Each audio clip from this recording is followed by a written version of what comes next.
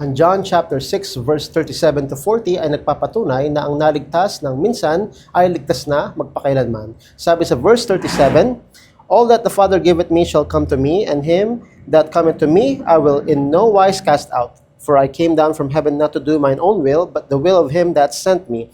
And this is the Father's will which hath sent me, that of all which he hath given me, I should lose nothing, but should raise it up again at the last day. And this is the will of him that sent me, that everyone which seeth the Son, and believeth on him, may have everlasting life. And I will raise him up at the last day." Sabi sa verse 37, ang lahat ng ibinibigay sa akin ng Ama ay magsisilapit sa akin. At ang lumalapit sa akin sa anumang paraan ay hindi ko itataboy. Alam na ng Ama kung sino ang lalapit sa Panginoong Hesukristo. Ang lalapit ay nangangahulugang mga sumampalataya sa Kanya.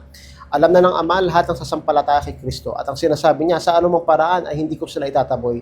Ibig sabihin, walang panahon, walang panahon sa kalagitnaan ng buhay ng isang ligtas na tinaboy siya ng Panginoon at kinailangan niyang maligtas muli. Ito ay hindi mangyayari pag ligtas ka na.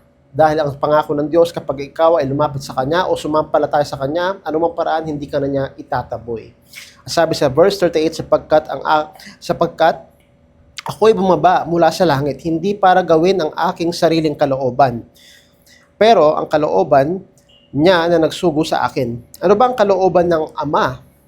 Sabi dito, "At ang kalooban ng Ama na nagsugo sa akin, na sa lahat ng ibinibigay niya sa akin ay hindi dapat ako mawalan ng anuman, kundi ibangon sa huling araw."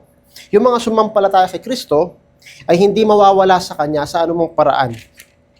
Ibig sabihin, hindi ka mawawala sa Kanya mga kamay.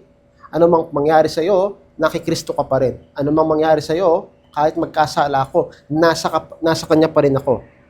At ibabangon niya ako sa huling araw kasi ikaw ay sumampalataya sa Kanya. At sinasabi dito sa verse 40, "At ito ang kalooban niya na nagsugo sa akin, nang bawat isa na nakakakita sa anak at sumasampalataya sa Kanya ay magkakaroon ng buhay na walang hanggan, at I will raise him up," ang sinasabi dito, "at bubuhayin ko siya sa huling araw."